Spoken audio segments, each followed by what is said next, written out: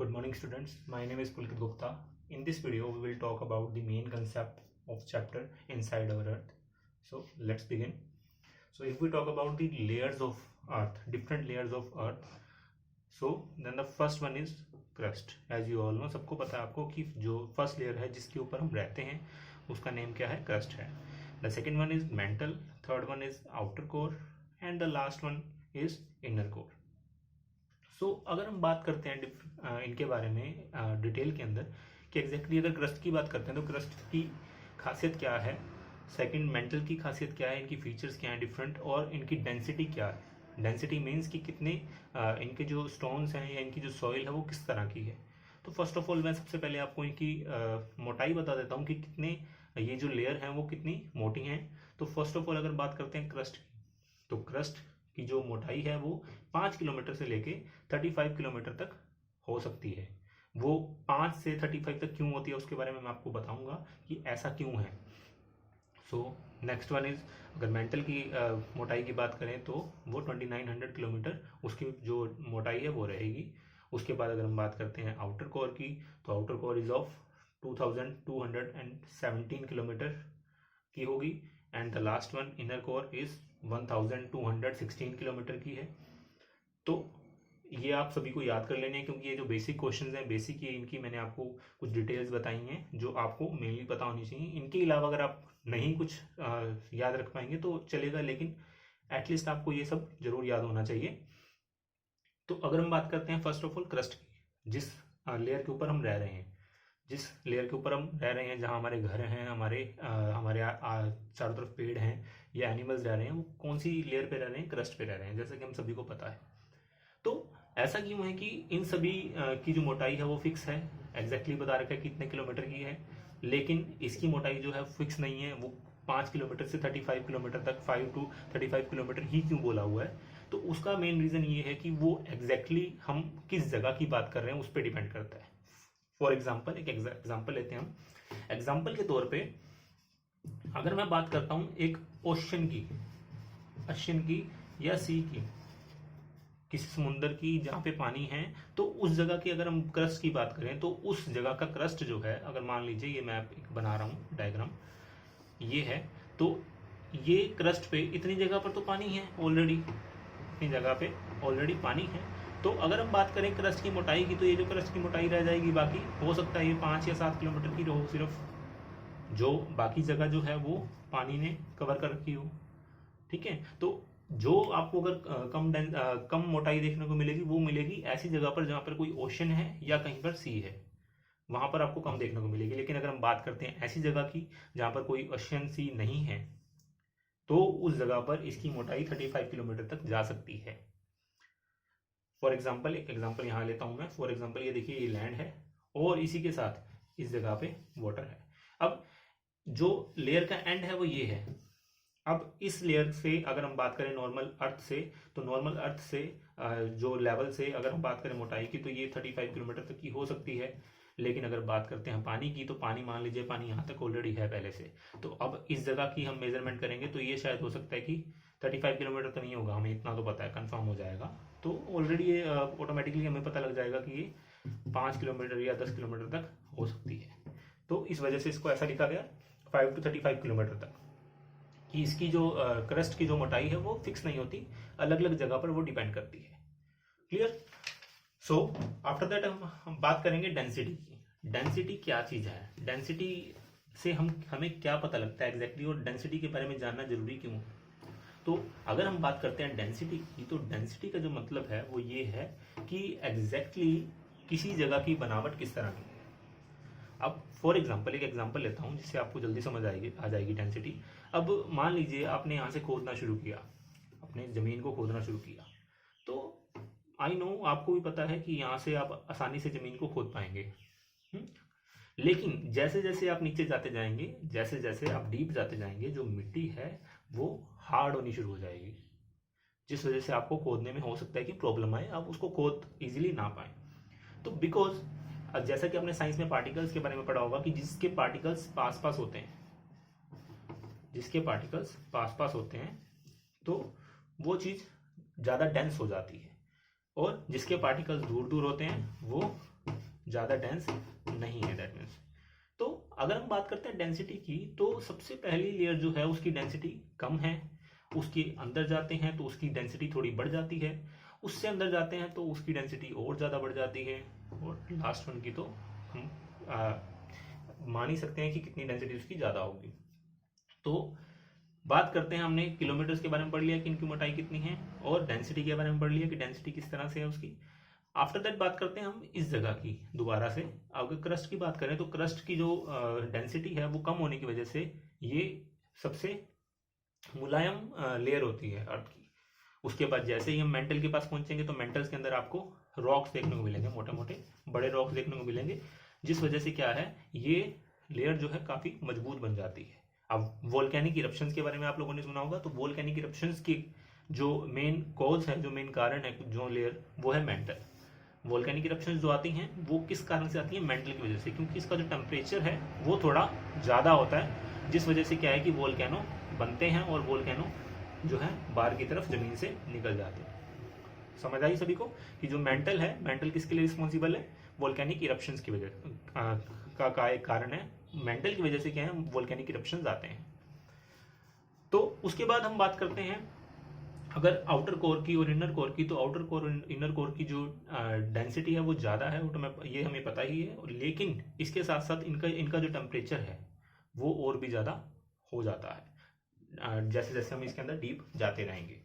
तो अगर हम बात करते हैं इनकी आउटर कोर की और इनर कोर की, तो आउटर कोर और इनर कोर के अंदर हमारे को जो मेनली निकल और आयरन देखने को मिलता है। जो अगर हम बात करते हैं, दोबारा से रिपीट कर रहा हूं मैं, अगर हम बात करते हैं आउटर कोर की और इनर कोर की, तो आउटर कोर और इनर कोर के अंदर आपको मेनली क्या चीज़ देखने को मिलेगी, निकल और आयरन देखने को मिलेगा।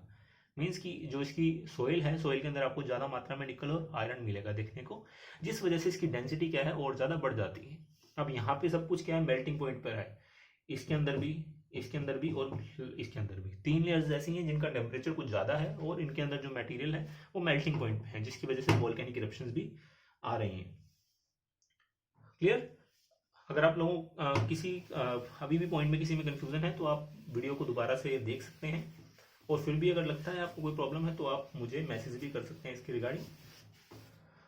नेक्स्ट वन इज, अगर हम बात करते हैं इसी चैप्टर के एक पॉइंट की, जो है इरोजन। इसी चैप्टर का एक पार्ट है इरोजन। तो इरोजन वर्ड का एग्जैक्टली मतलब है क्या, वर्ड इरोजन है क्या?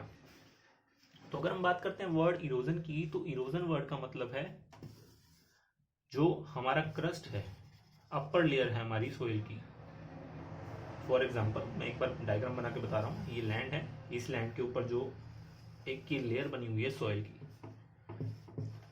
सोइल की जो लेयर है, जब कभी भी पानी की वजह से, हवा की वजह से जब ये लेयर खराब हो जाती है, या ये लेयर यहाँ से शिफ्ट होकर किसी और जगह पर पहुंच जाती है, तो उसको हम इरोजन बोलते हैं। We call it erosion just because erosion, the main cause of erosion is water और विंड या वाइन। जो भी इरोजन का जो मेन कारण है वो हवा या पानी हो सकते हैं। तो किस तरह से वो इरोजन होता है वो भी एग्जैक्टली मैं आपको बताऊंगा। चलिए एग्जाम्पल लेते हैं छोटा सा। फॉर एग्जाम्पल, अब मान लीजिए कि इस जगह पर सी है, अब सी का पानी, और इस जगह पर मान लीजिए लैंड है, normal land, sorry normal land है ये। तो अब इसका पानी क्या हुआ कि इसका पानी इस तरफ आ गया निकल कर किसी कारण से। अब जब कभी, आपको इतना तो आपको भी पता है कि जब कभी भी पानी किसी जगह से निकलेगा तो ऐसा तो है नहीं कि सिर्फ वो पानी निकल जाएगा, वो अपने साथ उस जगह की मिट्टी को भी क्या कर लेगा, कैरी कर लेगा, और उसको जहां तक उस पानी का बहाव है उस जगह पर जाकर उस मिट्टी को छोड़ देगा, उस सोइल को छोड़ देगा। अब हुआ क्या एग्जैक्टली, हुआ ये कि यहाँ की जो सोइल है वो इस जगह पर ट्रांसफर हो गई, इस जगह की जो अच्छी सोइल थी वो इस जगह पर ट्रांसफर हो गई, किस वजह से, सी की वजह से, या सी के पानी की वजह से। क्लियर? इसके अलावा एक एग्जांपल और लेते हैं। नॉर्मल लैंड है, क्लाउड्स हैं, बारिश आई, बारिश आने की वजह से पानी यहाँ पर इकट्ठा हो गया बहुत, और ये पानी बहकर इस तरफ चला गया। अब हुआ क्या, यहाँ पर भी इस जगह की जो सॉइल है वो कहाँ ट्रांसफर हो जाएगी, इस जगह पर, जहां तक पानी का बहाव रहेगा। क्या हो रहा है यहाँ पे, ट्रांसफर हो रही है, किसकी, सॉइल की। ठीक है, तो यहाँ की जो सॉइल है वो यहाँ पर ट्रांसफर हो जाएगी जस्ट बिकॉज ऑफ रेन। ठीक है, यहाँ पर भी अगर मेन कारण की बात करें तो मेन रीजन जो था इरोजन का वो भी क्या है, वाटर है। इस बार भी, लास्ट टाइम भी सी जो हमने सी वाला एग्जांपल लिया उसमें भी वाटर था, और रेन के एग्जांपल में भी सी का ही वाटर का ही वाटर ही मेन रीजन है कि इरोजन हो रहा है। नेक्स्ट वन इज इरोजन की बात करते हैं। पानी से कैसे इरोजन होता है वो बता दिया मैंने आपको। अब बात करते हैं हम हवा की। तो हवा से कैसे इरोजन होता है, तो जैसा कि आपने देखा होगा राजस्थान वगैरह वाली साइड जो सैंड ड्यून्स होते हैं, सैंड ड्यून्स, जिनको नहीं पता सैंड ड्यून्स क्या होते हैं तो उनके लिए मैं बता रहा हूँ। सैंड ड्यून्स ऐसी जगह जहाँ पर एक जगह पर मिट्टी इकट्ठी हुई हुई है। फॉर एग्जाम्पल अगर राजस्थान की बात करें तो राजस्थान में आपने देखा होगा मिट्टी कुछ इस तरह से होती है, किसी जगह पर ज़्यादा किसी जगह पर कम। तो उस चीज़ का कारण क्या होता है, उस चीज़ का रीज़न ये होता है कि जब कभी भी तेज हवा चलती है तो यहाँ की जो मिट्टी है, यहाँ की जो सॉइल है, वो उड़कर इस जगह पर पहुँच जाती है। अब क्या हुआ कि यहाँ की जो सॉइल है यहाँ पर ट्रांसफर हो गई। लास्ट टाइम जो एग्जांपल पढ़ा उसमें हमने क्या पढ़ा था कि रेन की वजह से या पानी की वजह से जो सॉइल ट्रांसफर हो रही थी, लेकिन इस एग्जांपल के अंदर हमको पता लग रहा है कि जो हवा है, हवा किस तरह से इरोजन कर रही है सॉइल का, और कैसे वो रिस्पॉन्सिबल है इस जगह की सॉइल को यहाँ तक ले जाने में। तो उसने इसको यहाँ शिफ्ट कर दिया। दैट मीन्स क्या है कि यहाँ पर भी इरोजन हो रहा है। क्लियर। तो इस वजह से होता क्या है कि लगातार जो है एक जगह की सोइल दूसरी जगह पर पहुंचती रहती है, और इसे ही हम इरोजन का नाम देते हैं। तो अगर हम बात करते हैं it is beneficial for us और नॉट, अगर हम बात करते हैं कि erosion is a beneficial thing for us और नॉट, इरोजन हमारे लिए सही है, अच्छा है या नहीं है, तो अगर क्लियर वर्ड में बोलें कि ये हमारे लिए अच्छा है भी और नहीं भी। अच्छा क्यों है वो मैं आपको बता देता हूँ। फॉर एग्जाम्पल ये एरिया है और ये एरिया है, ये ए एरिया है, ये बी एरिया है। अब जो ए एरिया है उसकी जो सोइल है वो अच्छी है, गुड क्वालिटी की।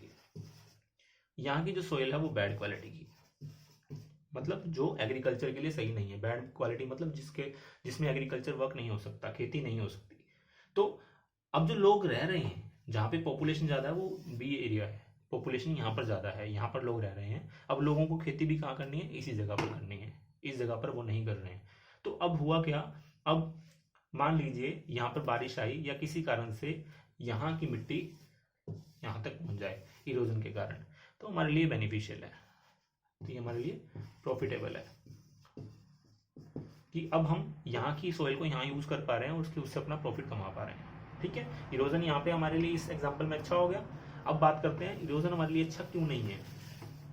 इसी का अपोजिट कर देते हैं कि मान लीजिए कि जो ए एरिया था बी एरिया है, ठीक है, यहाँ की सोइल अच्छी थी, यहाँ की बुरी थी, लेकिन अब क्या हुआ, अब हमारे पास मान लीजिए हम जो बी वाले थे, बी वाले क्या कर रहे थे, इस जगह पर आकर खेती कर रहे थे।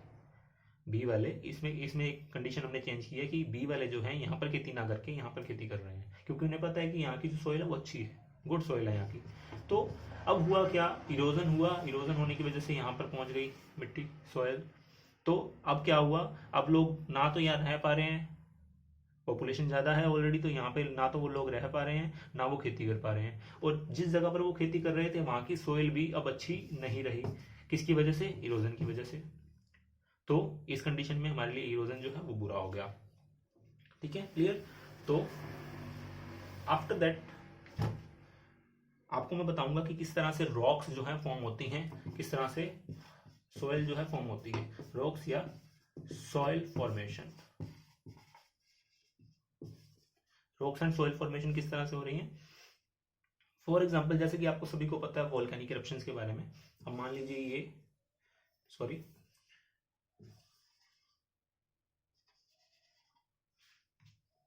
अगेन आई एम ड्राइंग, तो ये एक वोल्केनो है।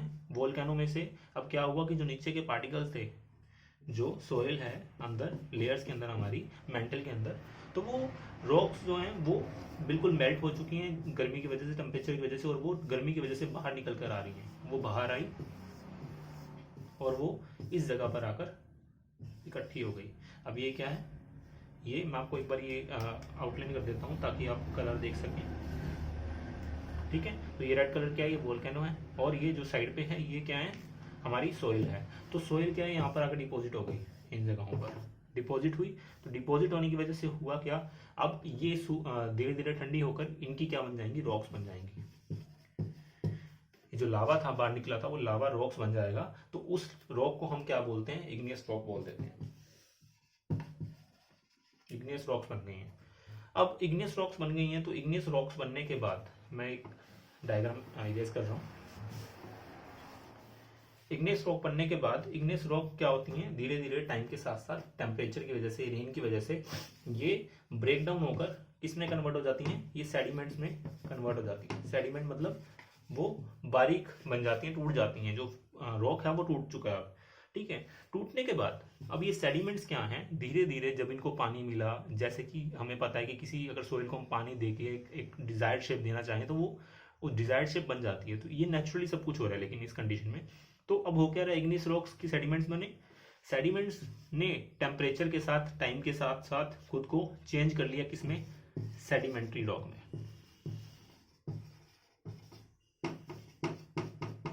सेडिमेंट्री रॉक्स में। सेडिमेंट्री रॉक्स क्या हो रहे हैं, अब ये अभी इतने हैवी नहीं है, इनकी जो डेंसिटी है अभी भी कम है, ठीक है। इनकी डेंसिटी बिल्कुल कम थी, डेंसिटी कम की वजह से ये टूट गए। टूटने के बाद ये कुछ इनकी ये रॉक्स बन गई, लेकिन अब इनकी डेंसिटी अब प्रॉपर नहीं है, ज़्यादा नहीं है। आपने कहीं देखे होंगे पत्थर अपने घरों के आसपास, कुछ पत्थर जिनको हम फेंकते हैं तो वो टूट जाते हैं जल्दी, लेकिन कुछ एक पत्थर ऐसे होते हैं जो टूटते नहीं हैं। तो कुछ पत्थर जो टूट जाते हैं वो हो सकते हैं कि इग्नियस रॉक हो सकते हैं वो सेडिमेंट्री रॉक्स हो, लेकिन जो पत्थर नहीं टूटते हैं उनको हम किस नाम से जानते हैं, सेडिमेंट्री रॉक्स या मेटामॉर्फिक रॉक। सेडिमेंट्री रॉक्स या मेटामॉर्फिक रॉक। तो हालांकि इस वीडियो में मैंने आपको काफ़ी कुछ बता दिया, लेकिन मैं आपको कोशिश कर रहा हूं कि इन टॉपिक को इतने शॉर्ट में बताऊं कि आप उनको इजीली अंडरस्टैंड कर सकें। डिटेल में आप इनको ऑलरेडी लीड स्कूल ऐप में पढ़ चुके हैं। तो एग्जैक्टली हो क्या रहा है, इग्नियस रॉक्स चेंज हो रही है सेडिमेंट्स में, सेडिमेंट्स चेंज हो रहे हैं सेडिमेंट्री रॉक्स में, सेडिमेंट्री आगे चेंज हो रहे हैं। ध्यान देना, दो बार लिख दिया मैंने यहाँ पे सेडिमेंट्री, सेडिमेंट्री रॉक्स, सेडिमेंट्री या मेटामॉर्फिक रॉक्स में चेंज हो रहे हैं। एक बार मैं इसको इरेज कर देता हूँ, सॉरी। तो सेडिमेंट्री रॉक्स किसमें चेंज हो रहे हैं, मेटामॉर्फिक रॉक्स में चेंज हो रहे हैं। तो ये साइकिल बन जाता है पूरा, जो लगातार चलता रहता है, ठीक है। तो ये रॉक्स एंड सोइल फॉर्मेशन बताइए मैंने कि किस तरह से लावा से रॉक बनी, ओके। तो इस चैप्टर के अंदर इतना ही था। नेक्स्ट चैप्टर जिसका नेम है अवर चेंजिंग अर्थ, उसके बारे में हम जल्दी ही बात करेंगे। Thank you very much.